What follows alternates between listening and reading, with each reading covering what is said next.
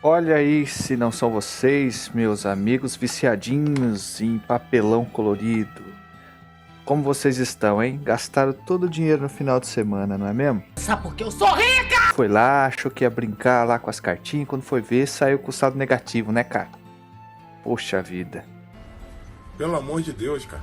É impressionante o grau de maldade que vocês têm. Mas isso não vai ficar assim não, cara. Chega, já tô cansado. Ah, sim. Ah, mas muito obrigado aí quem tem assistindo os vídeos aí, tem dado uns comentários legais, tá? Eu tô fazendo conforme eu consigo, né, por conta do tempo. Mas sempre tô tentando trazer aqui de uma forma mais dinâmica, né? Vou tentar trazer alguns vídeos um pouco mais curtos também, né? Até mesmo para eu conseguir desenvolver mais capítulos legais, né, com outros artistas, beleza? E de quem que a gente vai conversar hoje, né? Hoje a gente vai conversar sobre um artista que já é cultuada aí já no mundo do Magic, já é extremamente conhecida, muito amada, muito querida mesmo por muita gente, tá? Que é nada mais nada menos que Magali Villeneuve, né? Ou nossa querida Magali Villanova, né? Vamos chamar assim, né? Brincadeiras à parte, essa é uma artista que é muito querida pela comunidade Magic, né? É um artista que nasceu na França, em Bordeaux, em 1980.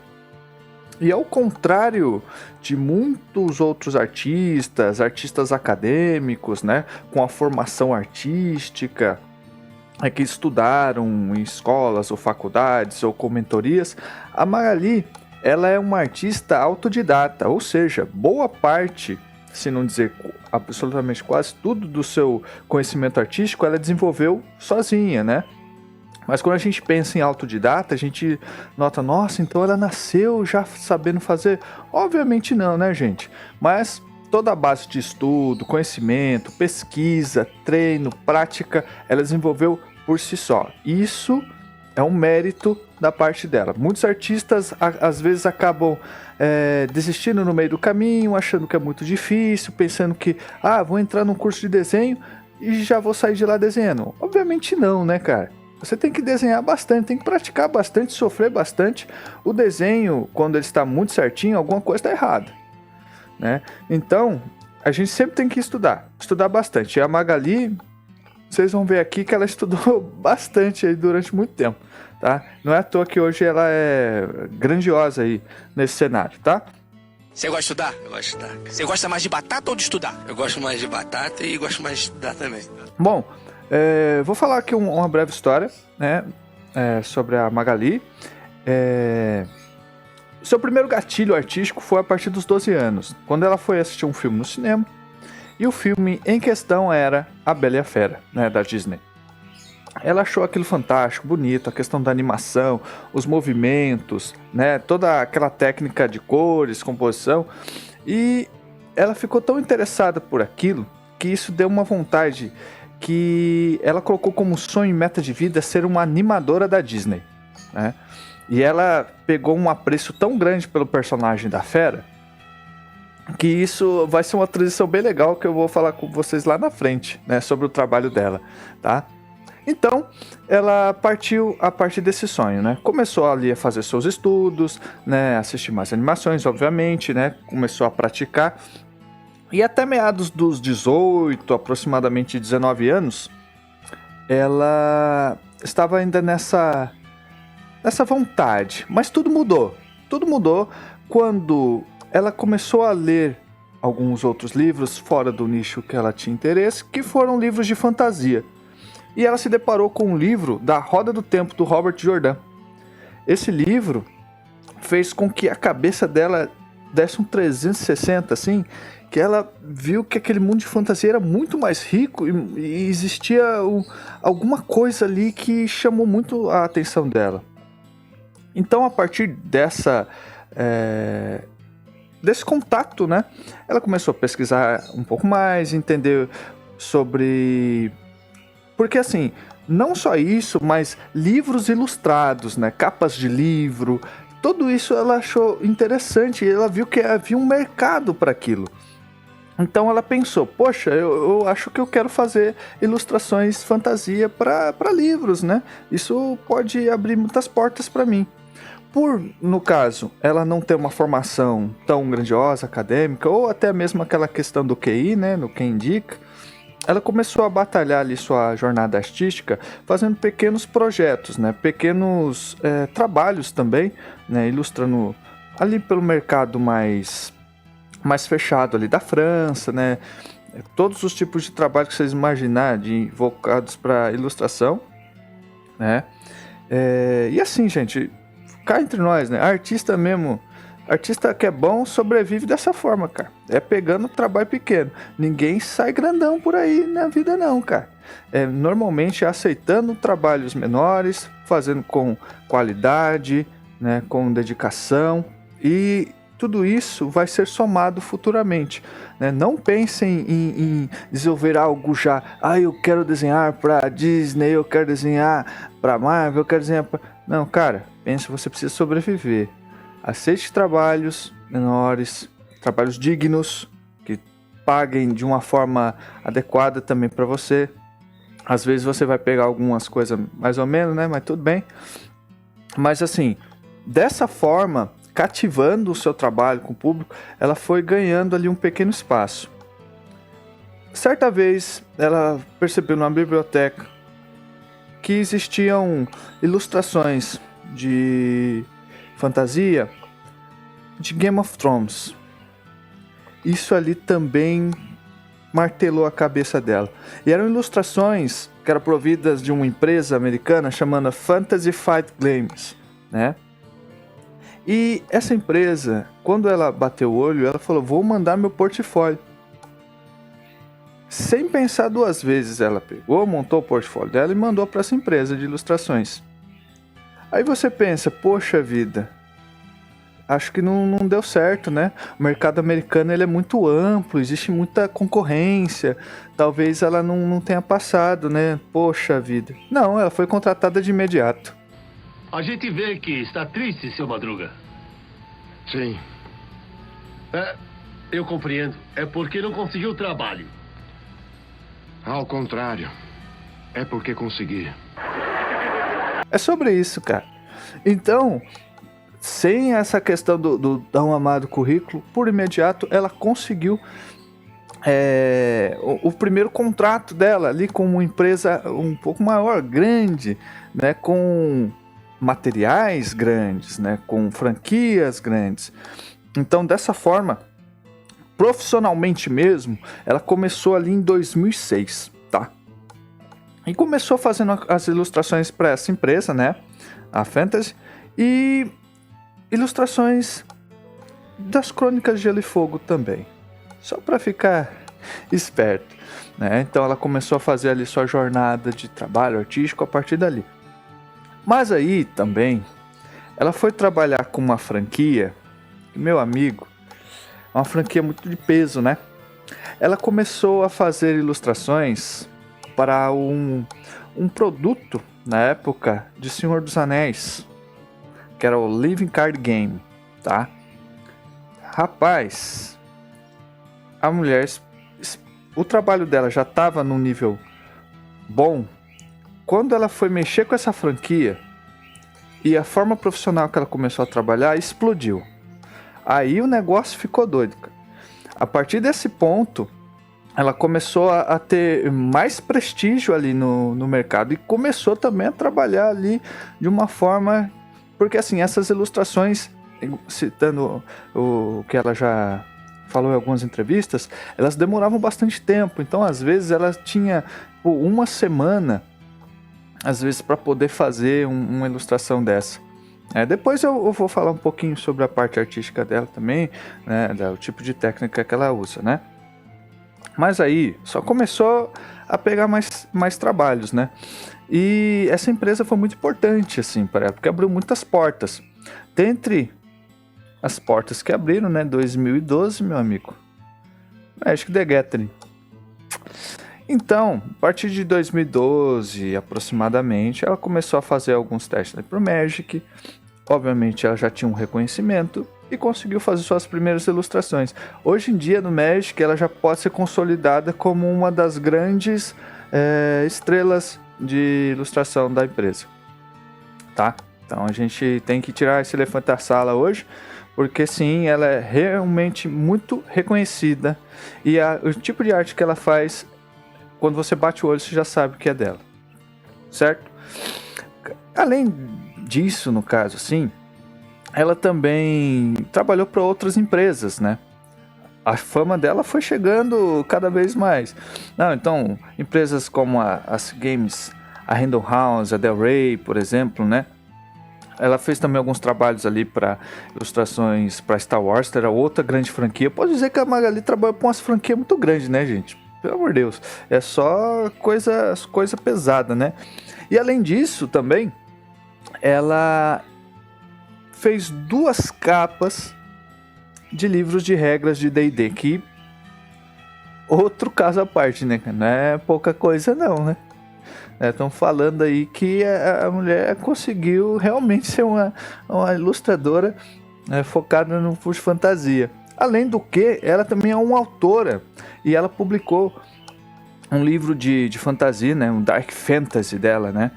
Que também é um trabalho muito interessante. Infelizmente eu não tenho esse livro aqui também, né? Eu quase não tenho nada, né? Vou falar pra vocês. Complicado. Mas assim, isso denota que desde a sua vontade, né, de trabalhar com arte e a sua dedicação e o empenho dela, ela conseguiu mecanismos para conseguir entrar dentro deste mercado por si próprio. Então, muita gente às vezes desiste ali no meio do caminho achando que não, é só quem indica, é muito difícil. Mano, só faz seu serviço aí, cara. Uma hora sempre. Não pode chover o tempo todo, já dizia o Corvo. Can't rain all the time. Beleza? Certo, gente. Falei aqui um pouquinho da história dela. Ela é uma pessoa também que é um pouquinho mais também reservada, né? Então, não há muitas informações também sobre a vida pessoal dela. Ela é casada, mora com o marido dela ainda lá na França, lá. E ativa até hoje aí nas redes sociais, fazendo as suas artes, né? Para Magic também. Agora, a gente vai falar um pouco sobre o trabalho dela, né? O que tipo de arte que ela usa, né? Vamos lá. A Magali, ela é uma artista que trabalha com arte digital. Então, diferentemente de alguns artistas na época de fantasia também, ela já migrou desde cedo para a arte digital, né? Efetivando assim o seu conceito artístico conforme passando o tempo. Existia, né, uma problemática antiga onde a arte digital e a arte tradicional havia uma espécie de uma sensação meio de rixa. Quando a arte digital veio para o mercado, principalmente na época das HQs, né, muitos artistas tradicionais falavam, não vou ter mais emprego, isso vai acabar, nossa, eu não vou conseguir mais fazer as coisas da minha vida. Mas na verdade, teve espaço para todo mundo. Então a arte digital, ela tinha os seus fãs ali, e a tradicional ainda também permanecia com seus fãs. Não houve essa guerra tão pesada, até porque as ferramentas digitais elas podem auxiliar um artista, né? Quando eu cito ferramentas digitais, eu estou citando, por exemplo, artistas quais já sabem desenhar, já possuem técnica e optam por desenhar no digital por questões de tempo também, né? A própria Magali já citou que ela migrou para a arte digital porque existem técnicas que ela necessita e só conseguiria fazer com técnicas digitais. Então foi uma decisão dela. Ela consegue desenhar também de forma tradicional, não há problema. Ela é uma artista com desenvolvimento e potencial, ponto. O que acontece é, quando a gente entra no campo minado da IA, inteligência artificial, eu já vou me abster, porque não considero aquilo como uma arte. Não considero inteligência artificial como arte digital ou um artista híbrido que monta o prompt de... Não, é um caso à parte. Não considero, não vou trazer isso. Apesar que eu vejo hoje em dia muitos dos trabalhos, até mesmo da própria Magali Villeneuve e outros artistas, como Ilya Krishnov, por exemplo, onde a base dessas artes digitais, que são às vezes muito estranhas, Que coisa horrorosa! elas pegaram essa estética desses artistas. Quando a gente olha, por exemplo, o trabalho da Magali, a gente sempre vai ter um realismo mais onírico, né? Algo que é muito próximo, né, da nossa realidade, a questão das cores, a iluminação, o detalhe, né? É um tipo de pintura mais voltada, né, vamos dizer assim, que ela tem uma base ali dos grandes pintores mesmo, né? Do Renascimento, dos italianos ali de Florença, por exemplo, né? E assim, as cores elas dão mais energia para a obra dela, apesar que às vezes você pode observar que tem algumas cores mais acinzentadas, né? E normalmente isso vem muito do conceito mesmo do digital. O digital ele tem uma estética das cores, às vezes elas conseguirem passar uma sensação, mas ao mesmo tempo ela fica um pouco mais não tão vivas assim. Fica uma coisa às vezes um pouco mais plástica, dependendo da situação. Apesar que a Magali ela consegue trazer essa pintura digital para um nível que não fica tão esquisito, tá? Fica um pouco vivo ainda, né, de certo modo. E assim, ela sempre tem o foco nos personagens, né? E sempre em pessoas. E isso também é uma característica dela. Ela sempre trabalhou com realismo, mas voltado mesmo para pessoas, personagens, pouco de criaturas, pouco às vezes de animais, né? Então ela tem uma estética e foco muito voltado para isso. E está tudo bem, né? Eu posso dizer assim que o estilo, ela pensa que é uma abordagem que ela busca cor e fôlego, né? Os temas que ela quer fazer, as cenas, né? E um contraste com aquele fotorrealismo, né? Então isso também cria, né, uma atmosfera mais envolvente, vamos dizer assim. Aí a gente entra para uma questão de uma discussão muito complexa, né? Porque assim, o Magali tem muitos fãs, mas existem também uma base de pessoas que levanta algumas críticas para ele. Eu estou sentindo uma treta! O trabalho em si, né, no caso. Quando a gente observa as artes da Magali, são sempre artes muito belas, muito bonitas, muito rebuscadas, né? Moça bonita. Muitas vezes a gente acredita que ela só consiga fazer artes desse estilo, né? Ela não consegue fazer umas criaturas, uns monstros, umas coisas mais diferentes. E gente, tá tudo bem. Muitas vezes você não precisa ser tipo, nossa, eu consigo fazer de tudo. Isso é excelente. Se você é um artista versátil, isso é fenomenal, é excelente, porque você consegue mais públicos e também vai conseguir mais trabalhos, obviamente. Mas se você masterizar um estilo voltado para algo, isso também vai te abrir muitas portas. E esse é o caso dela. Então, muitas vezes essa crítica, né, dos sempre bonitos, eu vou falar aqui, por exemplo, uns exemplos. Tem essas ilustrações aqui, onde você vai observar que, mesmo que esse personagem, que é um personagem lá da série do Game of Thrones, que é um personagem que tem uma história meio complicada, um personagem, vamos colocar o literal para um personagem feio, cara, personagem horroroso, ruim. E mesmo assim, a Magali, ela passa uma estética que esse personagem, ele é tão feio assim, ele fica até elegante, bonito, cara. A mulher não consegue deixar os bichos feios, cara. Nesse outro caso aqui, a gente tem uma ilustração, né, de uma criatura muito pesada aí do Magic aí, muito icônica, né, que parece um sapo bizarro, gigante, né, essa ilustração aqui. Mas, quando você olha o da Magali, ele tem todo um requinte, ele é muito refinado, ele é um bicho majestoso, sabe? Então, muitas vezes, a empresa também joga a mulher para fazer uns trabalhos que não é tão bem a cara dela. E tá tudo bem, faz parte.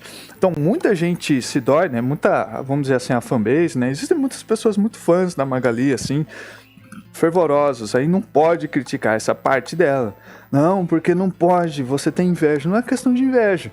Como eu citei anteriormente, por ela ser uma artista autodidata, ela criou um método, uma metodologia dela de ilustrar. E isso faz com que o trabalho dela, de certo modo, ele fique muito pragmático.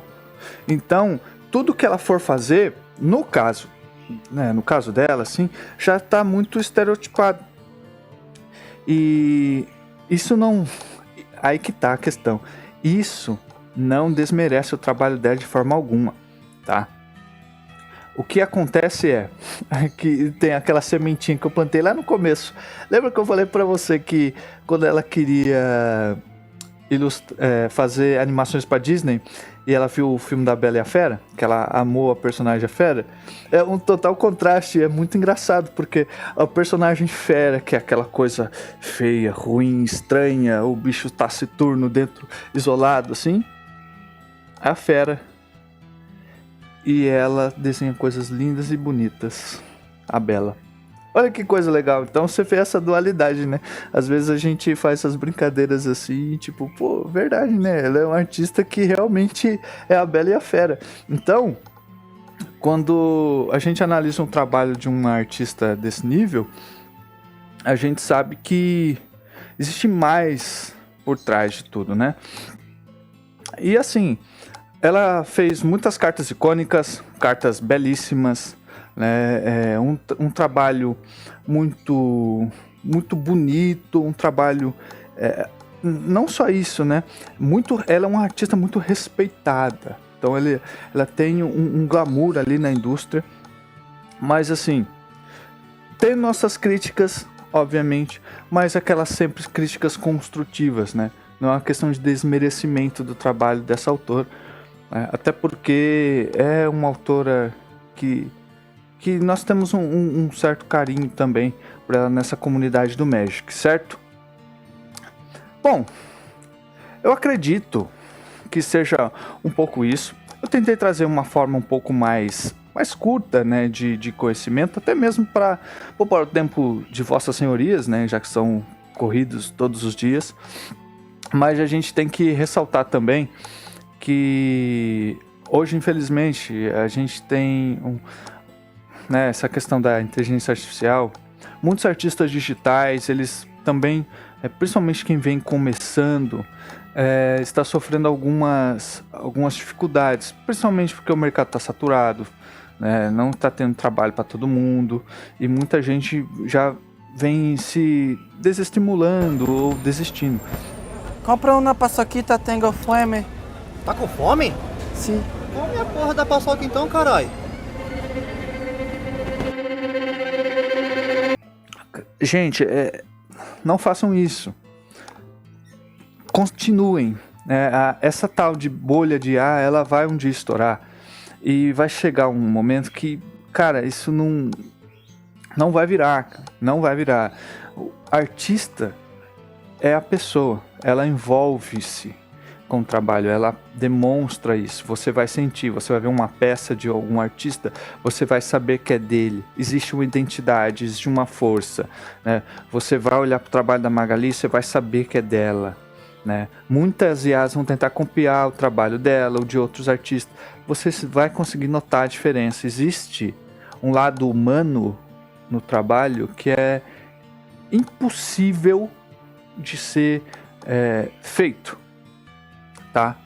As inteligências artificiais não vão conseguir chegar nesse ponto, tá?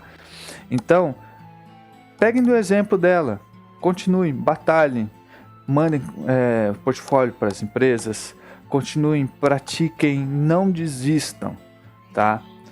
Um professor meu, tenho muito carinho por ele, sempre me falava: se você, artista, já pensou em desistir alguma vez, você é um artista, de verdade. Então, leve isso com consciência, tá? E eu espero que vocês tenham gostado desse episódio meu Pocket da Magali. Eu vou tentar trazer outros artistas também. Vou ser um pouco mais direto para poupar-lhes os tempos também. Beleza, gente? Muito obrigado e olha, estou de olho em vocês, hein? Seus viciadinhos de carta.